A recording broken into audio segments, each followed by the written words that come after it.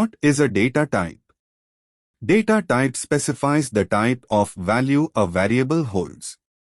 This is required in programming to do various operations without causing an error. In Python, we can print the type of any operator using type function.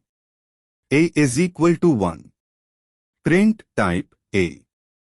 B is equal to 1. Print type B.